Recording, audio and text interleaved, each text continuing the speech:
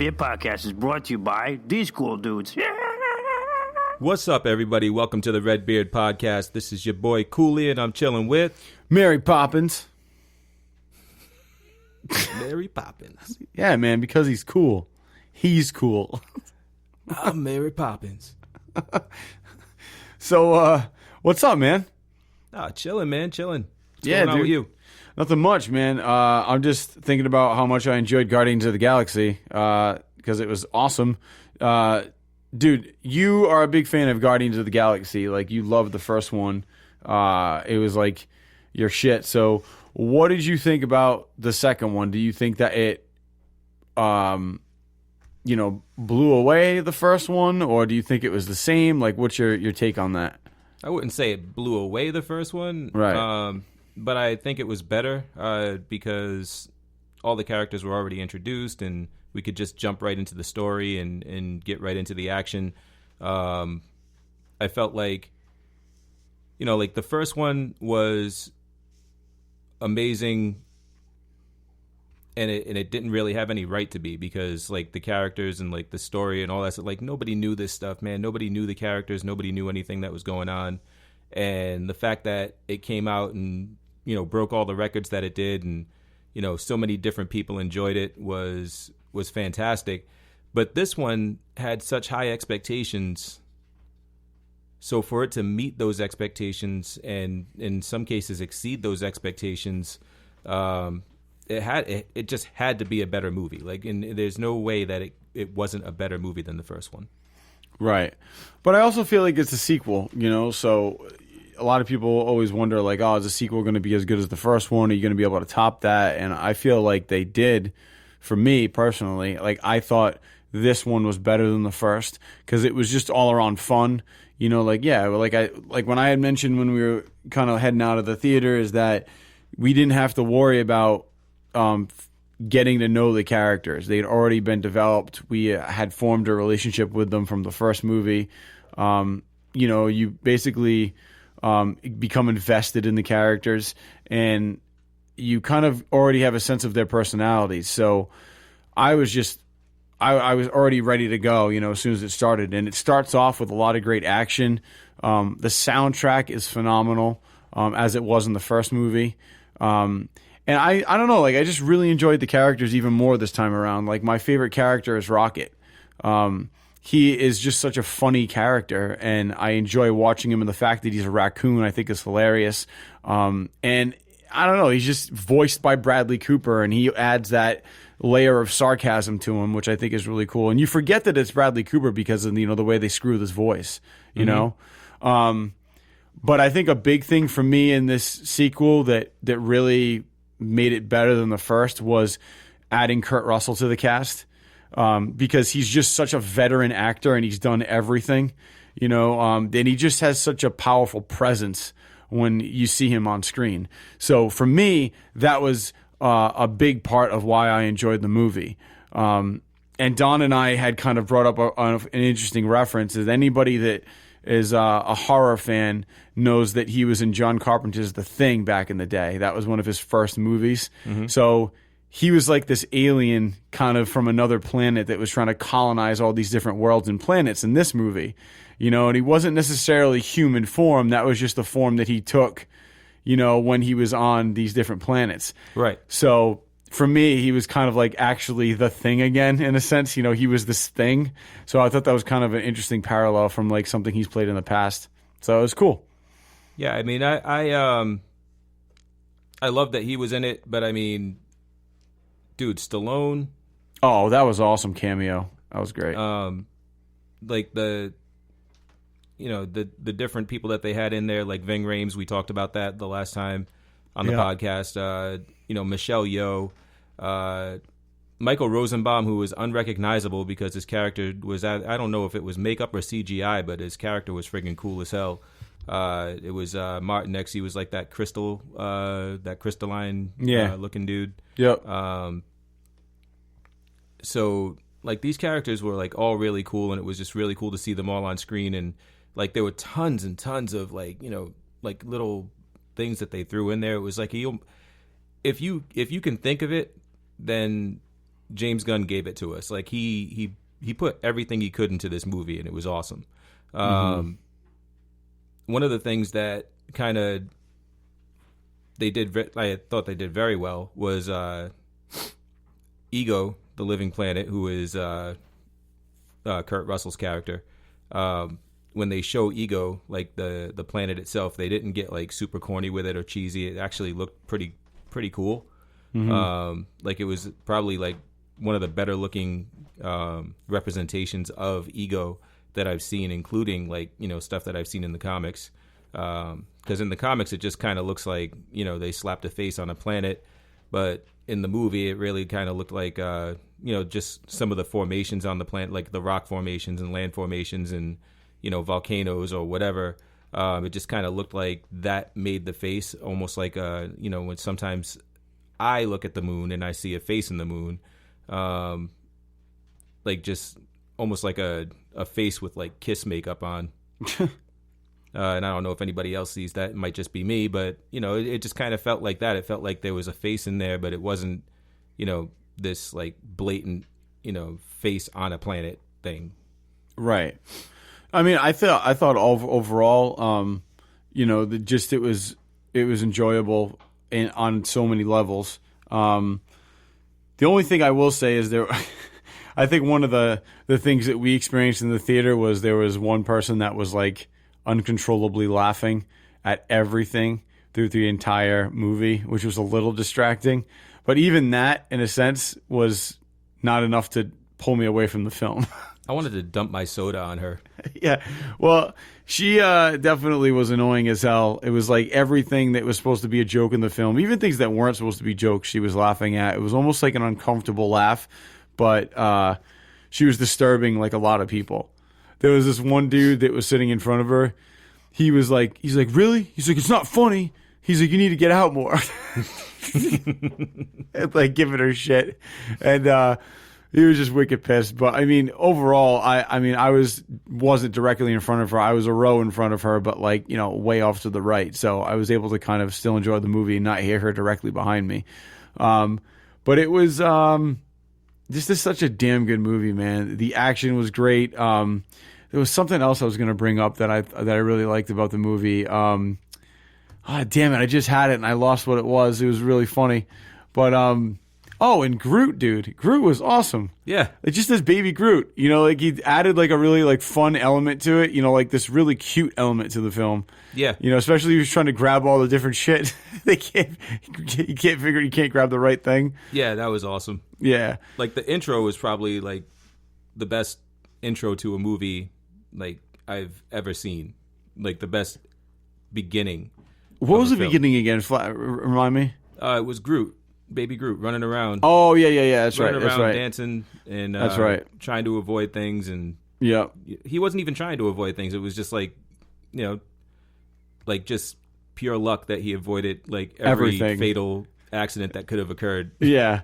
No, that was awesome. And then Drax, like, you know, diving into the beast and, you know, saying that he's gonna, you know, take it out from the inside because the skin was too thick on the outside. I must get it from the inside. Drax is awesome, man. He was like really funny in this movie too. Yeah, like kind of like the comic relief. Mm-hmm. So there was a picture that I need to find. I need to re-show you. Becca, my wife, actually met him, and I met him also. He was here in Providence, Rhode Island, for something a couple of years back.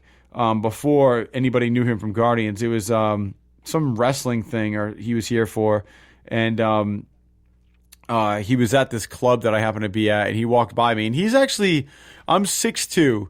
He was about, I'd say, 2 or 3 inches taller than me. So he's a pretty big guy, but he's definitely like just all muscle, like legit muscle. Like what you see in the film is basically all him. He's legit a big guy, but a super nice guy too.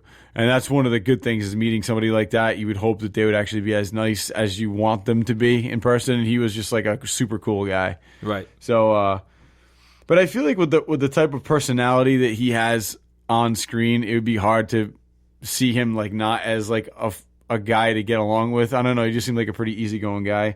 But that was cool to actually get the chance to meet him. So I thought you guys would find that interesting that he's actually as nice as he would seem to be. Oh man, yeah, Stallone though definitely killed it. Really small part. I'm hoping that we get to see him in like the third movie. Maybe he'll do some kind of like reprise his role, because that would be cool to see him again. Yeah, probably going to see him in like a bit role again, and then maybe in Guardians 4. Yeah, you know the storyline more than me, so. Well, none of this follows any kind of. There's no storyline for him. Nothing. It doesn't follow any of the comic book stuff. In Guardians, James Gunn basically is writing his own Guardians of the Galaxy tale, and really doing a bang up job. Like, none of this stuff was in the comics at all. All right. Well, that's kind of cool then. I mean, it's kicking that much ass, and it wasn't pre-written, except for what he's actually doing. So, but what I feel like Infinity War is going to lay the groundwork for Guardians 3.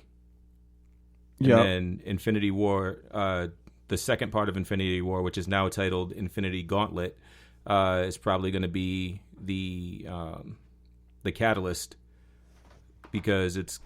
I mean, I'm sure that the Guardians are going to end up on Earth, because they've talked about including all of the Marvel heroes that they've introduced so far. Yeah. In that final Avengers film, and when the Guardians are on Earth, that's when we're gonna get Adam Warlock, I think.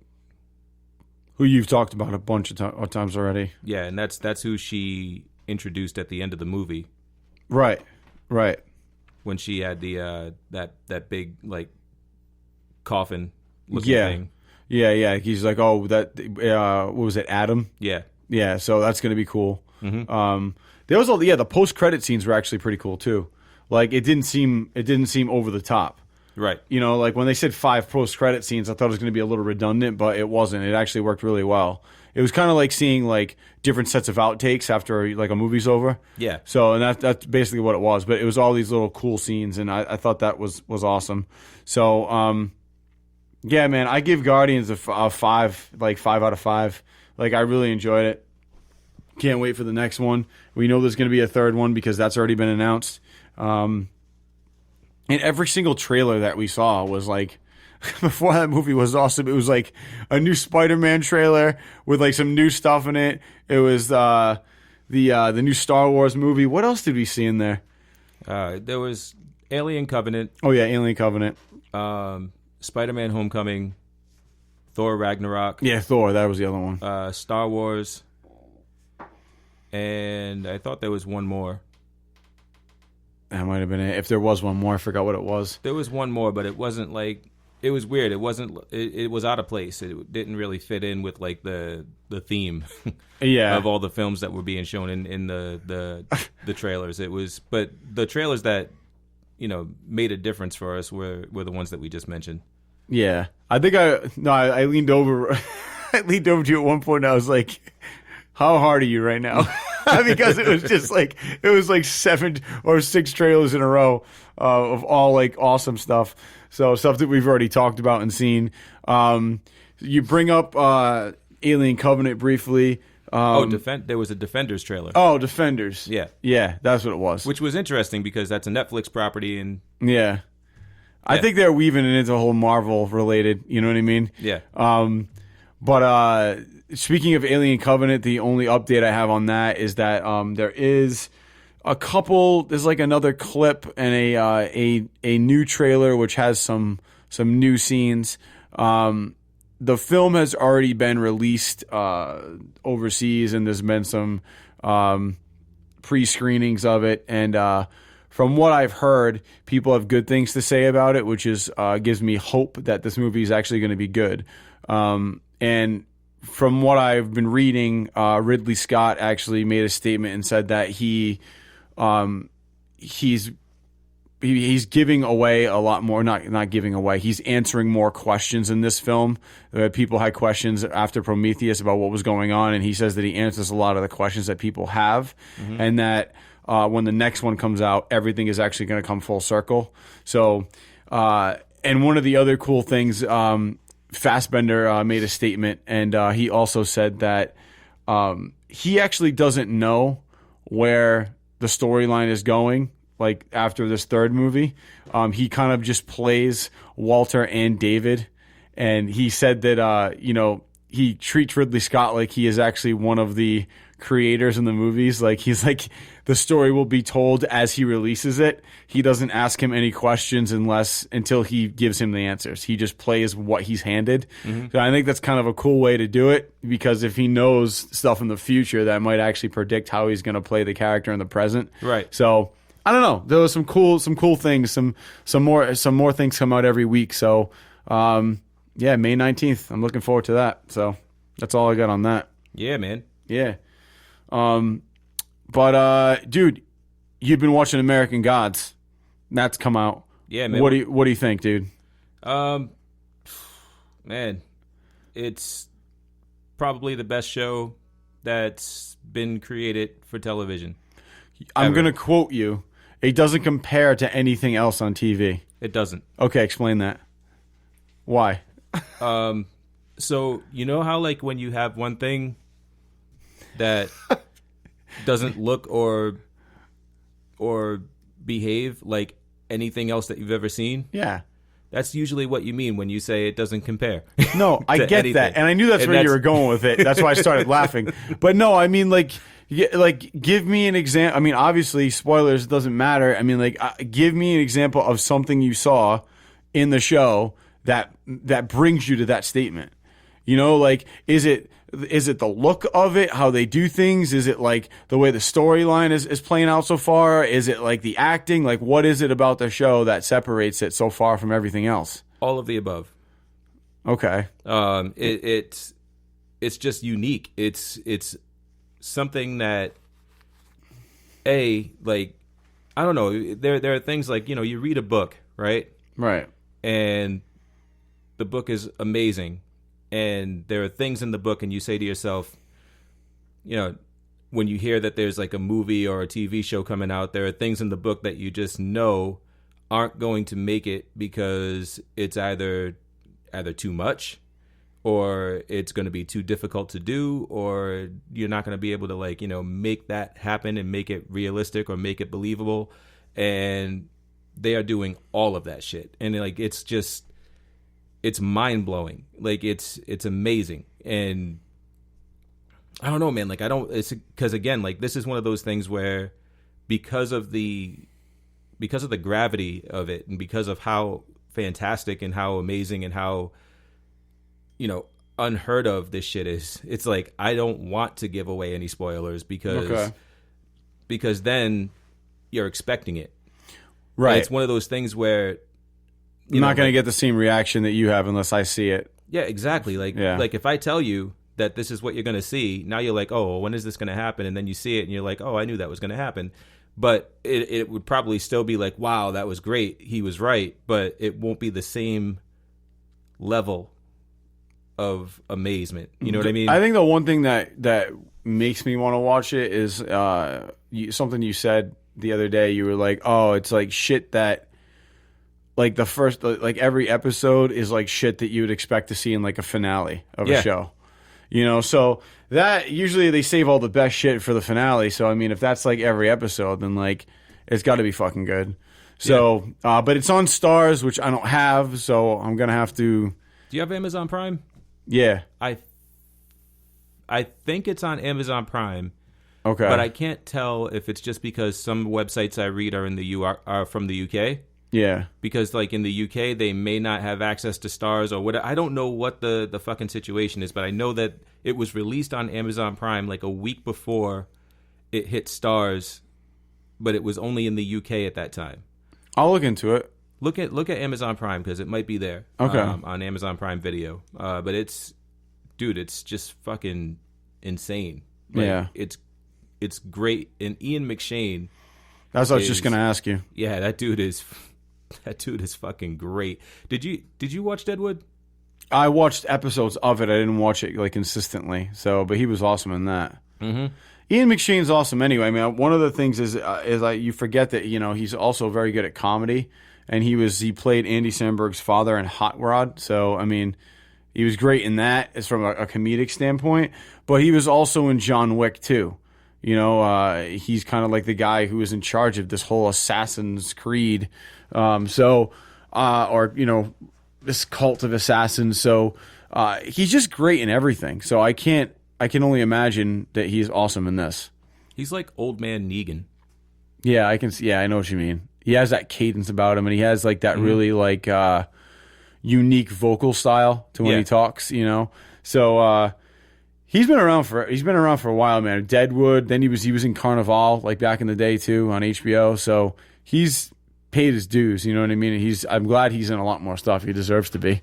Yeah, he is very, very, very, very good in this shit. Like, okay. Yeah.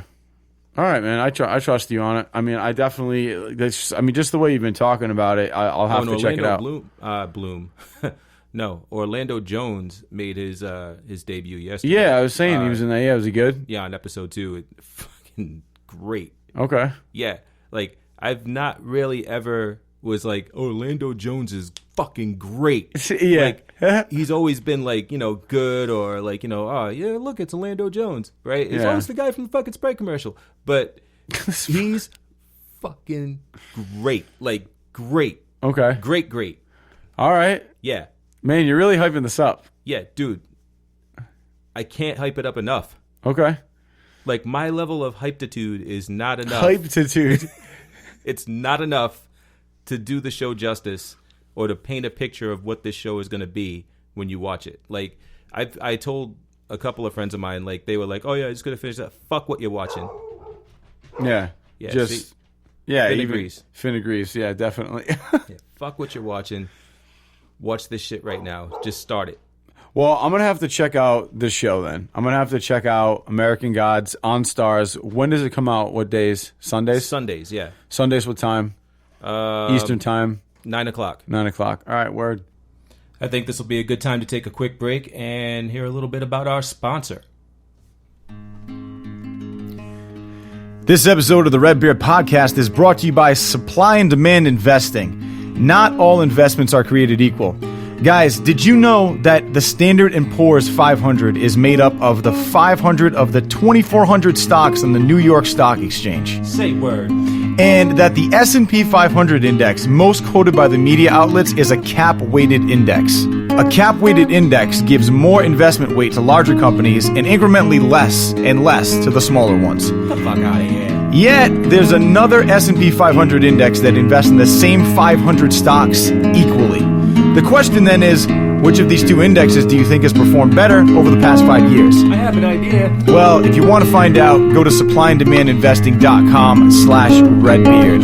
That's us, guys. supplyanddemandinvesting.com/redbeard. Now, supply and demand investing helps compare investments in the hopes of delivering better than average results, whether they be long-term, short-term, or just something in the middle. And remember, like any good sports team, when it comes to investing, there are times to play offense by investing in things like the S&P 500 and times to play defense by investing in things like bonds, CDs, or cash. So I say go Pats. Go Giants. Pats. If you want to find out, check out supplyanddemandinvesting.com/redbeard.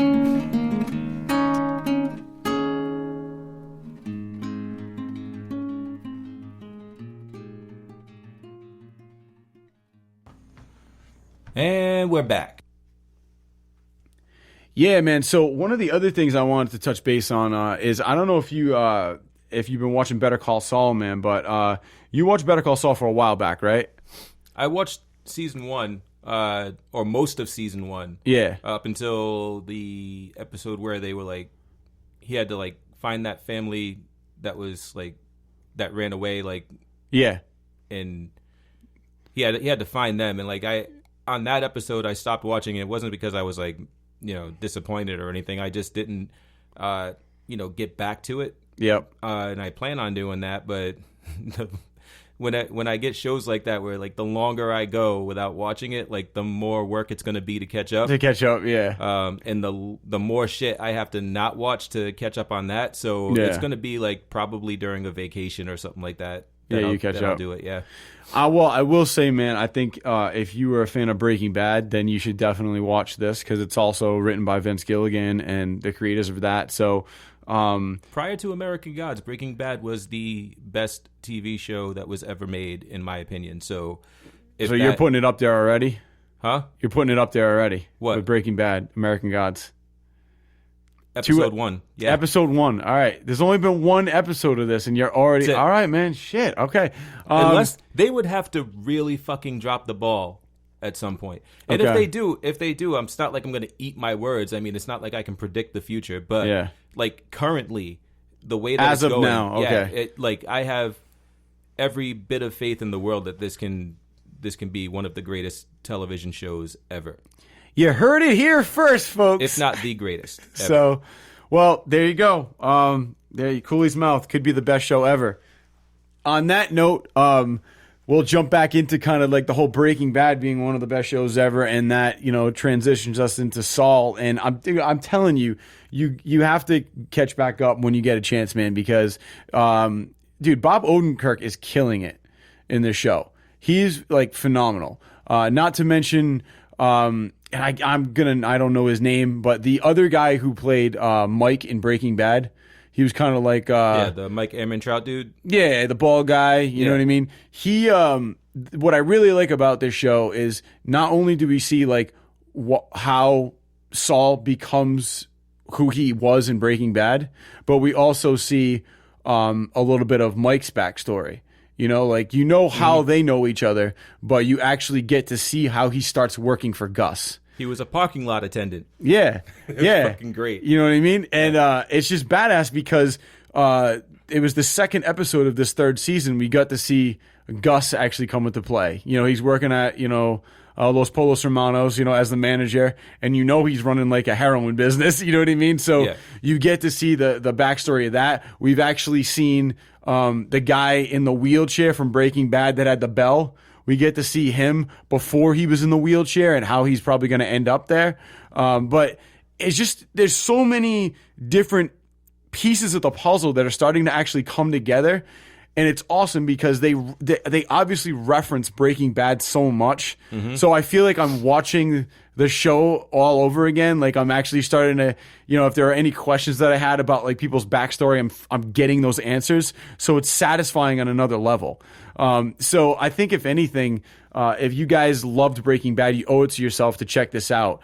Even if you haven't even watched the first season, just jump into it because it really is worth your time. If you enjoyed Breaking Bad, this show is not going to let you down.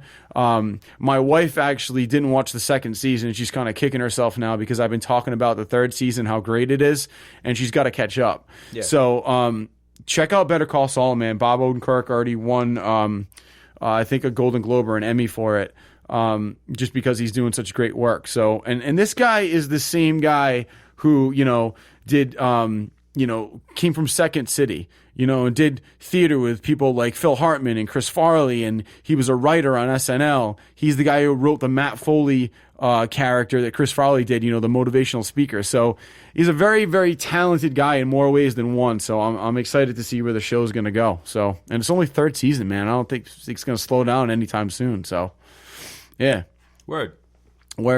One other thing, May 16th, bro, Injustice comes out. Yeah. Which I'm pumped for. I did not pre-order it, but I'm confident I'll be able to grab a copy. Did you pre-order it? I pre-ordered it, got the Ultimate Edition. Yeah. How much did that swing you? It's $100. It's $100? Yeah. I honestly, but the game itself is what? Without all that shit, is what, like $60? Yeah. Yeah, so, but what is it? What did you get for the extra 40? What did you get for the extra 40 with Mortal Kombat? I didn't pay $100 for Mortal Kombat. Yo, the Ultimate Edition of Mortal Kombat was $100.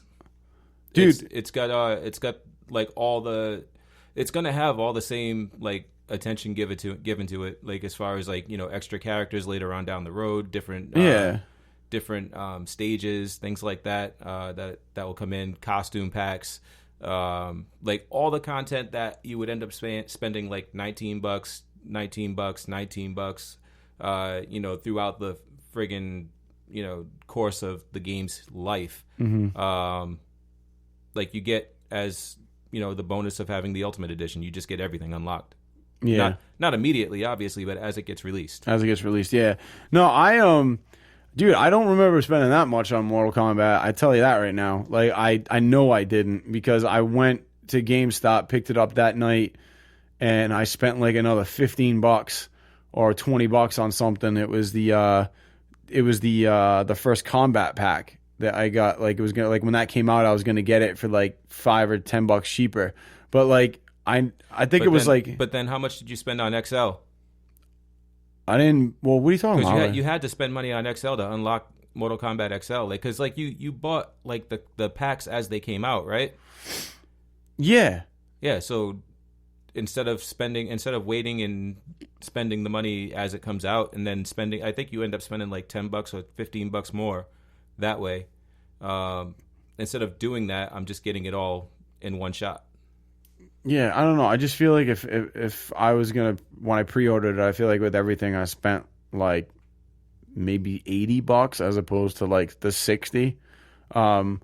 But I mean, like, but then I promise you easily spent more than another $20 over the course of the game's lifespan. Yeah, you're probably right. I mean, just buying like the extra shit as it came out. Right. I definitely will. I don't know. I'll think about it. I mean, at this point, if I can't get a pre-order, then I'm probably just going to get it anyway. I'm getting it regardless. I just can't wait to check it out, because there's been so much hype about this game. The gameplay looks phenomenal. The storyline looks awesome. They keep releasing new freaking trailers every day for this damn game. So, the first one was one of my favorite games. I sold my PlayStation 4 and I was going to buy it again on Xbox, and it just never came out for Xbox One. Right. So I was like, fuck. No Injustice for me, and then they announced Injustice 2, and I've just been fucking hyped ever since, man. I can't wait. Well, I remember that was one of the first games that I played over here, man, was when Jim was here, and he was like, I'm space British. Like, that was like that was the whole, thing with that, how that started. But yeah, man, Injustice, dude, I'm so pumped for it, dude. I can't wait, because I know that NetherRealm Studios is going to do a great job, and we've talked about this before, but they are still releasing, stuff for Mortal Kombat, so I can only imagine how long the shelf life of this game is going to go for. Is there another pack coming out? Dude, they've been talking about that for months. There's supposed to be Combat Pack 3. I was under the impression that it was going to be in the new year. Like, I was waiting for it. I was hoping that it was going to come out before Christmas, and then that didn't happen. And then Ed Boon tweeted some bullshit about how, Combat Pack 3, and then people freaked out, and then like nothing happened. And then I started seeing stuff about Injustice, and I'm like, all right, well, maybe they're taking their time releasing that because they're focusing on Injustice. But here we are, like, well, that's what I'm saying. Well, yeah, but I mean, Combat Pack 4. What are you talking about? Well, they've had 3 already. Like with they had Jason, then they had no, there was only 3. 5. It would be Combat Pack 5, wouldn't it? No, it wouldn't though. No, they had the first one. Or did Jason and Predator come out in the same pack? No, they came out in the same. It was or did they?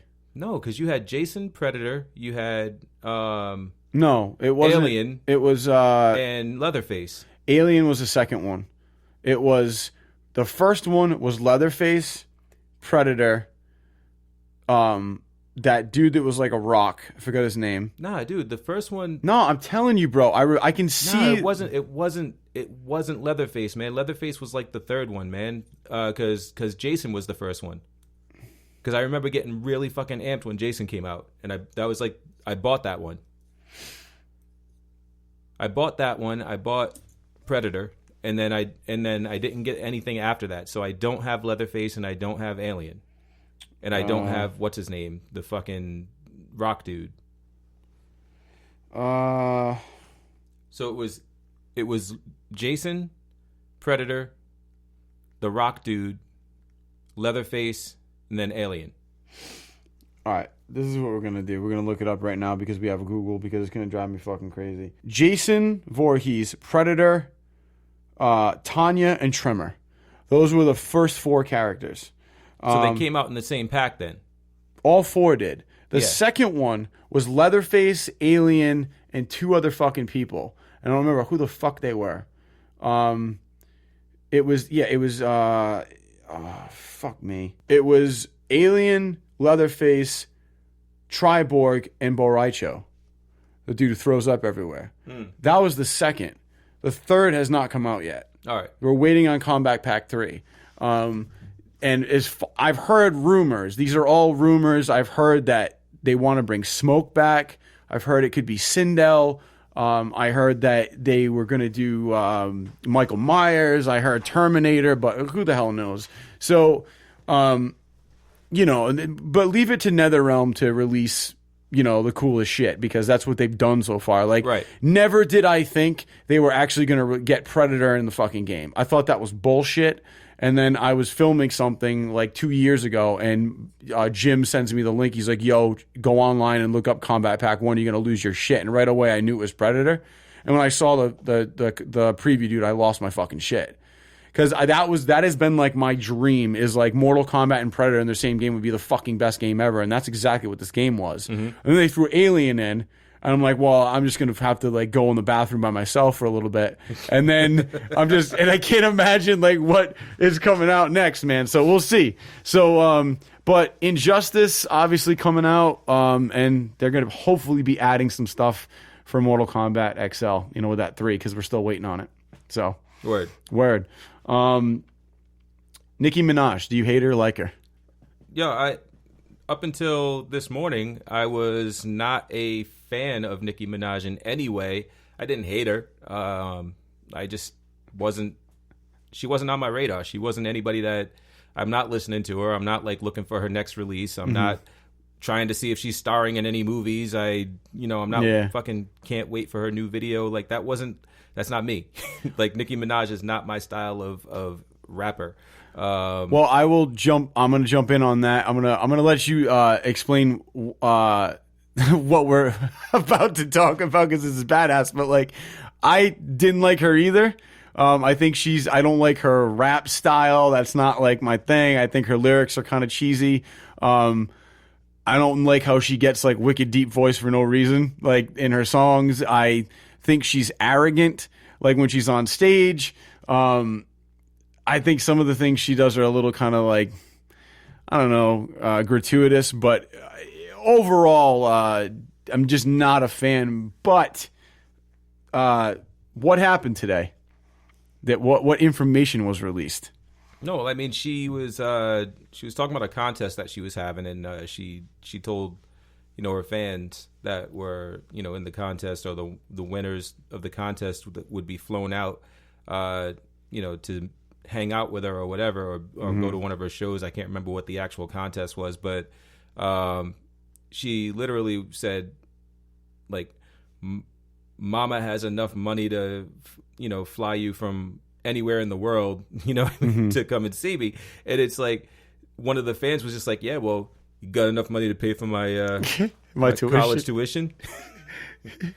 And so she came back and, she said, yeah, yeah, sure. Show me that you got a 4.0 grade point average. And as long as I can verify it with the school or the university, then yeah, I'll pay your college tuition. I'll pay your student loan. Did you know that she did that for like 20 people? 30. 30? Yeah. She actually hit 30 people before she stopped, and she said that she's going to do more in about a month or two. Yeah, she's going to have another thing. I can't even. This is awesome. Yo, it blew my mind. I didn't believe it. I'm going to hit her up. Like when I read the headline,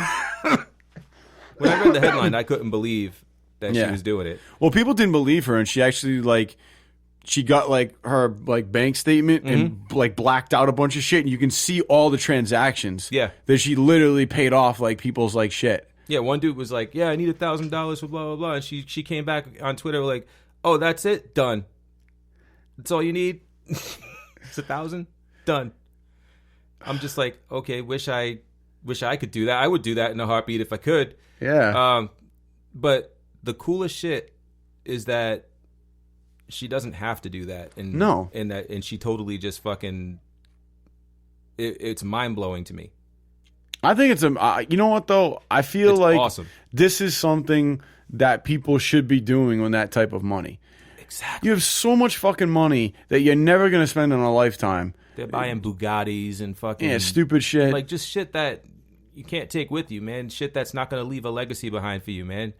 and this is the kind of shit that will leave a legacy. Like, she did that. Like, if she dies tomorrow, she did something fucking amazing with her life. I will tell you one thing right now, dude, is that it's unbelievable how something like this changed my whole perception of her. I'm not a big fan of her music, but like next time she comes out with a song, I probably will take a little bit more time to actually listen to it instead of changing the channel. Just because she did this, I have more respect for her, so I might take a little bit more time to listen to her music. But before, it's just like, it's kind of like the persona that she put out when she was on stage. It was like that arrogance, and I didn't really like that. And I don't know, maybe that's like, maybe that is just who she wants to be seen as a stage performer, right? Well, I feel like when you're, I think the majority of people in the industry are gonna put off that kind of persona. Like, the rap game isn't, fucking folk music. You know what I mean? Like, you don't get up there and like, sit down and fucking pull your guitar out and take your shoes off. Like, you go up there and you got to have some kind of attitude, like to demand the respect of your audience. Yeah, but then it's a weird situation because your audience is already coming in there amped up and they're already like fucking, like they're out for blood, and you got to get out on stage and meet that with an equal presence and be out for more blood, than your audience. But I feel like it was like the stuff that she would say when she like grabbed awards and shit, like I just kind of like, I don't know. I don't have any examples, but I remember seeing it and being kind of turned off by it. And I just feel now, I don't know. There's a difference though. You could be, I feel like you could have that sort of presence, but also when it comes to like an award or something like that, you could take that opportunity to be a little bit more humble about it. Yeah, but then what happens is you end up being perceived as like fake. Yeah, but look at Eminem. Mm-hmm. Like, he comes out and he's a tough guy, but then like you see him on like talk shows and shit, and he's intelligent. He's actually like, he's very thankful for everything. Like, but he still goes out there and fucking like slays everybody in the rap game. Like, he's ridiculous. He doesn't have to prove anything because he's in and out of fucking rehab. Like, I mean, his fans know that he's real. His fans know that he's fucking legit. He doesn't have to prove he's anything. He's in and out of rehab. He has no fucking reason to portray anything. Like, people know what's up. They know that he's rapping from the heart. Like, where somebody like Nicki Minaj, she might go home and she might just put on a pair of sweatpants and fucking t-shirt, sit down with a fucking bowl of ice cream and watch HBO. She already admits she does that. Right? She admits she does that shit. But it's like, when she's on stage and when she's like, performing and when she's made up, she's in character. You know what I mean? And I think that's what every rap artist is. Every rap artist out there is in character because nobody's doing the things that they're talking about in their rap music. Right. They may have done some of that shit in the past, or they may know people that have done that shit or been around that kind of shit, but nobody's rapping and making millions and also like fucking gun trafficking or except for T.I. But he went to jail for that too. Becca's met T.I. She's actually a pretty nice guy. Yeah, he's a great guy. Yeah. I mean, you don't have to be a fucking asshole to like do the wrong thing. Hey, look at the lead singer of Blues Traveler, dude. He got pulled over. They found like AKs in his fucking car. Like, what, dude? You saying run around and hook? Why do you have AK? He said he was prepared for the apocalypse. What the fuck? But your boy from Blues Traveler is like, when he's on stage, he's not super arrogant and shit like that. Like, I don't know, man. I think he lost his mind. but that's a guy who gets on stage and whatever. Like, they just seem like they're just really chill. Like, they're just gonna go smoke some weed and like fucking hang out. Yo, that guy can play the fucking harmonica like anybody, right? Yeah. But on the side, he collects AKs and prepares for the apocalypse. Yeah, and that's the guy that's collecting AKs. Like, it's the complete opposite of fucking Nicki Minaj. Yeah, right? Yeah, but definitely. she proved herself today to be a fucking complete angel, man. She is like, that's real deal for me. Like, That's more badass than anything anybody else could do. No, I can't completely say hell yeah to that. It was fucking awesome. So And I would love. What would be dope though is if she starts a movement. Like I would hope that other people follow in her footsteps and do good things for other people. yeah, I would hope so too. I mean, maybe she's trying to set an example. You know, if more people did that, like if everybody that had that kind of money did one thing, or for one day a year, just like hook 30 people up, yo, the world would be a better place. Yeah, A much better place. for you and me. That was turning into a Michael Jackson lyric from Heal the World. Yeah. but no, I agree with you, man. Who knows? Like, who else? What would you do if you had that type of money? Like, what besides pay off like what would you do? Like, what would be your deed? What would be my good deed? Putting you on the spot. Yo, I would probably have to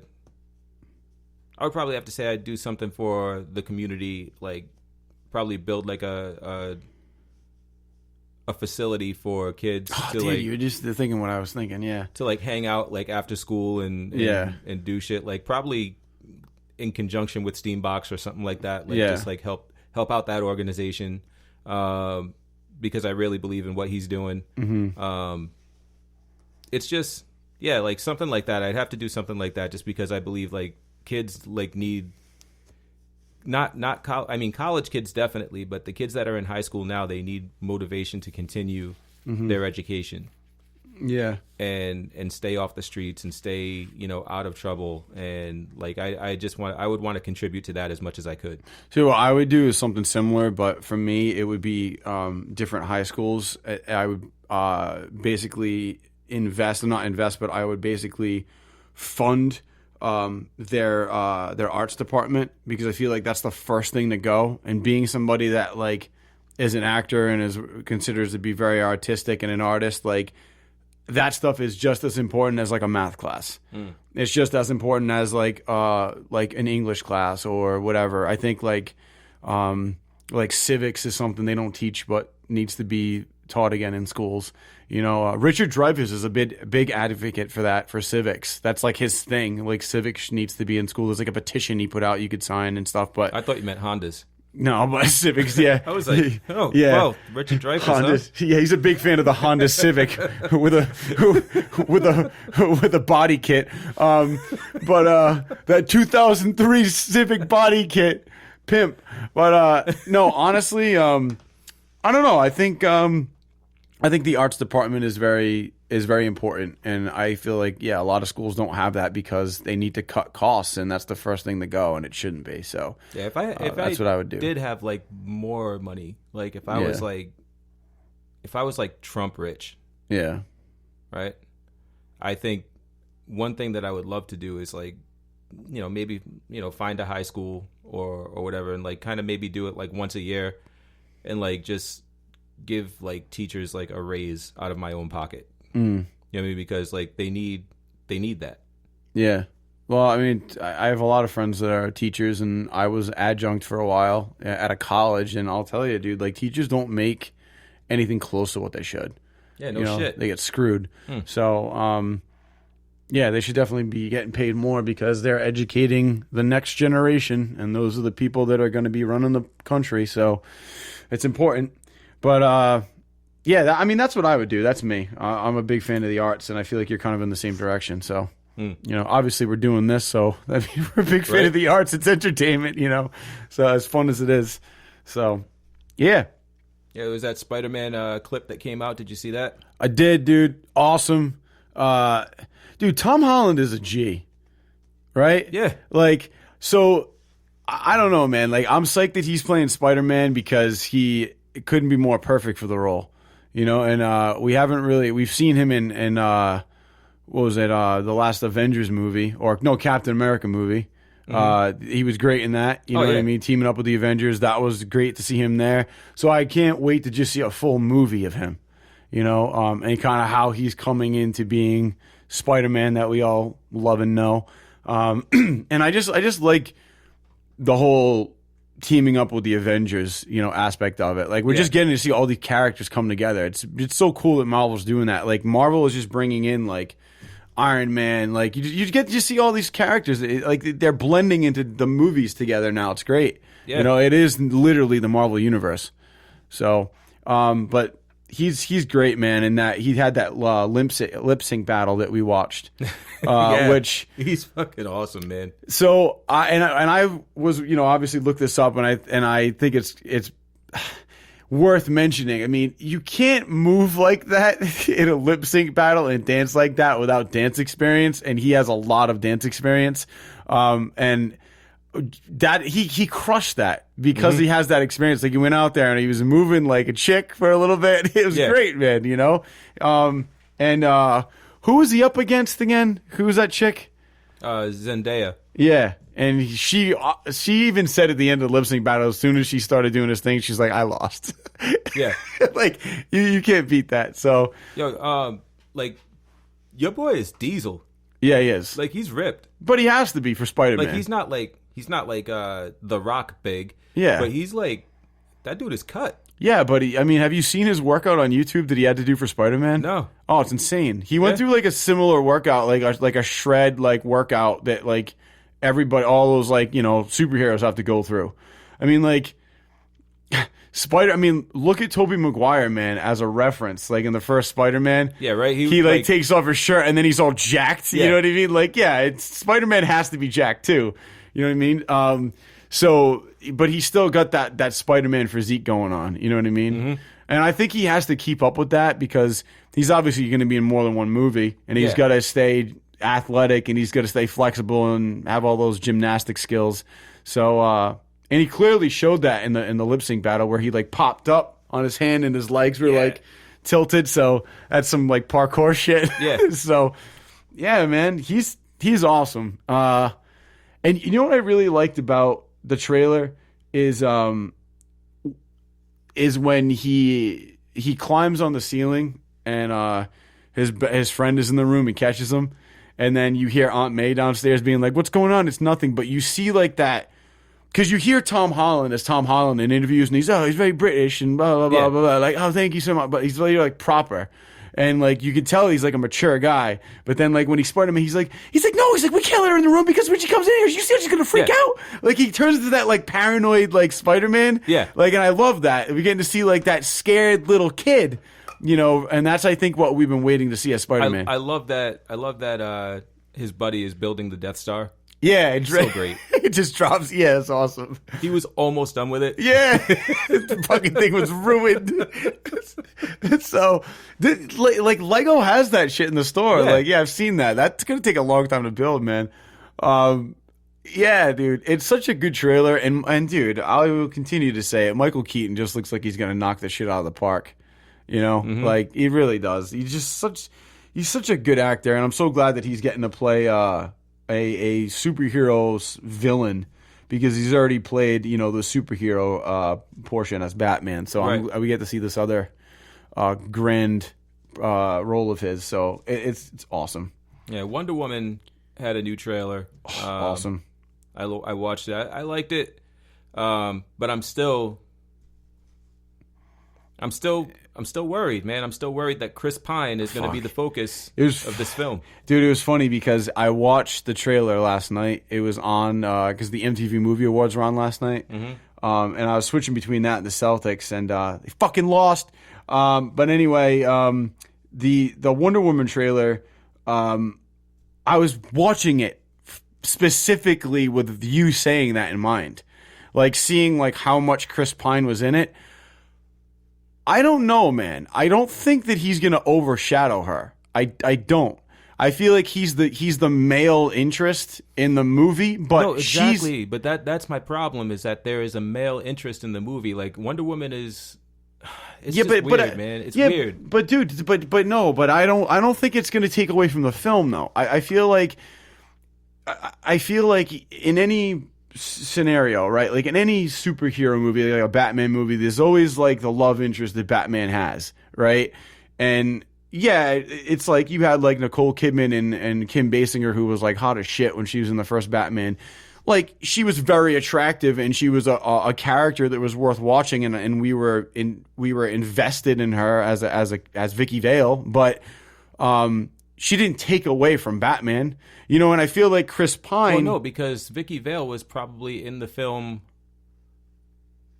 for less than what Chris Pine is probably going to be, and I think that Vicky Vale was also the thing that he had to rescue. Like she was the person that was like like captive or whatever. So it gave him a purpose to go after whatever. You know what I mean? Like she was the MacGuffin. You know what I mean?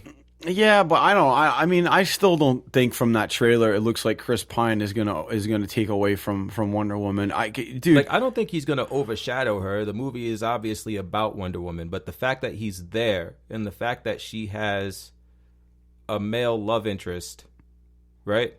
Yeah, but what's wrong with that? It's dumb. Why? For Wonder Woman. It's Wonder Woman, bro. Yeah, but like she can't have a love interest. Like she's still a woman. Not supposed to. Exactly. See what you just said? What? That's not Wonder Woman though. She's still a woman but she's Wonder Woman. She's an Amazon who lived in the Amazon, not in the Amazon, but she lived with the rest of the Amazons with 0 men. Right? Yeah, and but it's not like they were without men and they were sitting there like, oh, I wish we had men. Like they were there like, fuck men, bro. And like now all of a sudden like she's in a movie, not like I'm saying, there's a movie about Wonder Woman, right? And there's a character actor who is not just some nobody. Like he's a well-known actor. Chris Pine is like a geek's like actor. You know what I mean? I don't know, dude. I don't think Captain Kirk. I don't think dude. I don't know. I disagree. Dude, I don't think Captain Kirk, bro. Yeah, but I don't think Chris Pine's fucking awesome. I think he's okay. I didn't say he's awesome. Yeah, I'm not saying he's a great actor. He's a geek's actor. I'm saying he's been in movies where people know who he is and he's getting top billing. Yeah, but you're also saying he's like an A-list actor, like, and he may be right now. I didn't say that. Well, you're saying he's a top. I'm saying he's a geek's actor. He is a guy who's going to get top billing in this film because it's a geek film, and he is in the geek universe, he is an A-list actor. He's Captain Kirk. All right, I guess I get what you're saying there. I'm not saying he's fucking Oscar worthy. Yeah, and I'm not saying that he's great at the craft. Right. But I'm saying like geeks know who he is. Like he's somebody who's going to draw people to the film. Right. But I also feel like people are going to see the film for fucking Wonder Woman because that's what it's about. And from the trailers, I still feel like this movie is going to do well. I honestly do think it's going to do well. Like, dude, Becca's like, I want to go see that. Like, she's the perfect example of somebody who, like, doesn't give a shit about Marvel movies, but wants to go see it. And that's the type of audience that it's also going to draw in, as opposed to people that always go to see the Marvel movies. I'm not saying she should never have a love interest. I'm saying the first movie that we get Wonder Woman in, it should be as strong a fucking like solo character movie as it can be because they're the first to market with this shit. But I think it will be. I do. I mean, Catwoman was fucking awful. Elektra was fucking awful. Yeah. Right? I didn't even bother watching those. Like, awful. Yeah. So I'm not counting those. I'm saying that this is like the first movie that we're getting a true female lead. And the character herself, she's not just an American. She's not just I understand from another country. She is a fucking Amazon who hates men and has been taught her entire life to hate men. And she's got a love interest in movie number 1. And I think they should have at least waited until the sequel or the third movie or whatever to introduce a love interest. Give it a chance first. I'm going to. All right. I'm going to. I honestly, because we don't exactly know how all this is necessarily going to play out yet. So I would say, obviously we're going to go check it out. I honestly really do think this movie is going to do well. I think it's probably going to be the first DC movie to actually do well. People are going to shit on it because it's DC. They all do well. Well, but I mean, like money-wise, they all make fucking money. That's not what I mean. I mean do well as something that maybe the fans can appreciate instead of shit on it the entire time. I don't see it being a Batman versus Superman, but also I know that fucking comic book fans are sometimes the fucking worst fans when it comes to tearing something apart. Like, and I mean, look, you have a comic book character, a strong female character who is she's awesome. Wonder Woman's fucking awesome, right? And I think that she proved that in Batman v Superman. I thought she was fucking badass, right? But, you know, as somebody who doesn't read comic books as much, and I know that you do, can you agree with me, or do you disagree that as a comic book enthusiast, they are the most harsh critics sometimes when it comes to translating a comic book character to film? Because I feel like that's what I feel happens. It's like somebody might go in and be like, oh, I didn't read the comics. Do you read books though? Like regular books? Yeah. Have you ever watched a movie that was based on a book? Yeah. Have you ever watched a movie that was based on a book and been so fucking disappointed because they didn't get it? Oh yeah. That's what we feel. Right, so in that regard, I don't agree that we're the harshest. I think that there's more of us, and I think that because comic books and novels are so different from one another. Novel readers don't necessarily read comics, but comic book readers will read novels, right? Most of the time, because we just like reading, right? And so. That's the best correlation that I can draw for you, is to say, think about a book that you really enjoyed, that you went to go see the movie for, and the director just did not fucking get it. Yeah, dude, the entire fucking Alien vs. Predator franchise, which was based on a comic book, was torn apart and fucked up. But like that type of shit is what we see when we go to see something like Batman v Superman, where the characters are just not who they're supposed to be. Batman v Superman, I can agree with you on. And like pretty much, what else? Suicide Squad was closer to what it could have, to something that could have been great, but they fucked up in a few different ways, like in just like the pacing and the way that they fucking put things together, and like just the way that they changed the tone of the movie in alternate scenes, and it just like fucking threw me off completely. And then the fucking Ghostbusters ending was awful. Stupid as shit. But I had fun at the movie. Yeah, but I think what I'm saying is, with comic books though, and even with Alien vs. Predator, dude, I mean, I waited like fucking 10 fucking 15 years for that goddamn movie to come out, and I knew it was gonna suck going into it. I knew it was going to fucking suck. Because I'm like, there's no way they're going to fucking do this. They're not going to be able to pull it off. And they fucking didn't. They had fucking no-name actors in it. I'm like, well, this is going to be a piece of shit. And I tried to make myself believe that it wasn't, but it was. And the second one was fucking even worse. So, but I guess my point is that I expected that to be a failure. But just because I don't feel like enough fucking people give a shit about Alien versus Predator, so nobody gave a fuck about the actors in that movie, and no one knew who they were. So, but with this movie, you have Gal Gadot though, and you have Chris Pine, and you have big name actors in this. So, and the Marvel universe, set aside, has been so fully developed that I think DC is trying to put big name actors in this that are also going to draw in the same types of audiences that Marvel brings in. And so they're putting more money into this, and they're putting big name actors into to draw in those crowds. So I don't feel like this movie is going to be bad. I just feel like, maybe they are changing a couple things to make it more to make it a film as opposed to straight from the comic book. Like, they're updating obviously the way Wonder Woman looks. She looks a little bit more modernized. They're putting her in a modern day setting. I mean, I feel like they changed some things, but it might not be a bad thing. It's not about changing things. Like, change what you need to change. I don't care. Like, they've changed so much in the Marvel universe, but they get it right. They get the characters right. Get the character right. That's all I'm asking. Get the character right. If he's just in the movie and he's just another character, that's fantastic.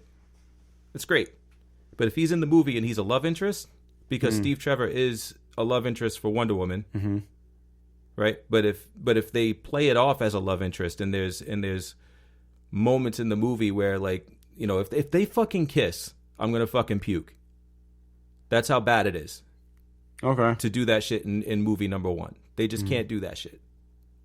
But the bottom line is, like, it doesn't matter who's doing the movie, whether it's DC, whether it's a Marvel movie. Like, if it's garbage, I'm going to call it on it. And until Marvel actually took over their own shit, like, there were movies that were Marvel movies that I shit on and tore apart. It's not that I don't want them to succeed. I want them to succeed, but I want them to fucking do the right things. And I think that where it lies is, like, not enough people give a shit in Hollywood about Marvel Comics, DC Comics, whatever. So the reason why Marvel Comics does so well is that Marvel Studios runs it. DC doesn't. I don't think DC actually runs their shit. WB runs that shit. Right. And WB is looking for the fastest fucking way to make money. So they look at what Marvel's doing, and they're trying to emulate what Marvel's doing, just like you said, but they're trying to rush it, and they're trying to force everything, and they're trying to shove it down your throat, and it's not working. Right. People are smarter than that, and that's the problem, is that Hollywood just thinks people are sheep. So because this is great, people are going to come and see this because this has got to be great too. And yeah, we're going to go see it, but it doesn't mean we're going to fucking love it and give it a fucking, 5-star review. You know what I mean? If you make me go and spend my money by giving me something that I think I'm going to like, and then you give me total shit, I'm going to call it total shit. Right. And that's why comic book fans are as passionate and as fucking, we get so angry about shit like that, because the studios out there just don't respect the material that they're well, that's what I'm out. Saying about AVP. Like, I feel like they didn't give a shit about it. You know what I mean? So I knew it was going to blow. So why even make it? But, but you got stuff like, like, it's kind of like, admit this though. I mean, like, as much as it sucks for me to admit this, like, I'm a bigger fan of, as a character, a bigger fan of the Predator than the Alien. I think the Alien's cool as shit, but I think the Predator's cooler. So I would love to see another, like, Predator 1 and 2 I thought were great movies. You know what I mean? And but you have, like, Predators, which was okay. It was all right. It was all right, but, like... it was entertaining. Yeah, but I mean, like, it's not fucking, like, Ridley Scott Alien shit. Right. Like, I just wish, like, that would get the same amount of attention. And, you got the dude who played Hawkins in the first movie, he's supposedly directing another Predator movie. Nobody's heard shit about that. And, like, as far as I know, there's not any big-name actors in it. So I feel like even when it does come out, it's going to fucking suck. Right. And it's like, that's what scares me. It's like I wish they would put some money into that and make it fucking good, like the first and second one. But Alien gets more attention, because you got people like Sigourney Weaver fucking attached to it who are already agreed to be in another one. So it's just shit like that. Like, you don't have any of the... She's created such a badass female heroine that you can't... They don't have the same thing in a Predator movie, like that's Ripley's, what I need Wonder Woman to be is Ripley. Yeah. Because Ripley never had a love interest. Well, except for in the first one, right? Well, there was no love interest in Aliens. No, well, no, technically there wasn't, but there's always been, like, that theory that, like, if Hicks had survived... Well, yeah, no, I'm not talking about theories, though. I'm talking about you're talking about actual. No, there wasn't. You know what I mean? Yeah. Like, and that's there's a motherly love for Newt, but that's about it. Yeah, and that's what I need for Wonder Woman, is to be that strong. Like, because Ripley is a character that you think of, and, like, you're just like, damn, that was a strong character. Well, then they probably will. Then I don't know. I hope that they will. Yeah. I hope they will. And on that note, I'm gonna say, let's wait and see, and let's call it a night. Yeah, we'll have to wait and wonder what's gonna happen. Stupid. All right. So on that note, later. Peace.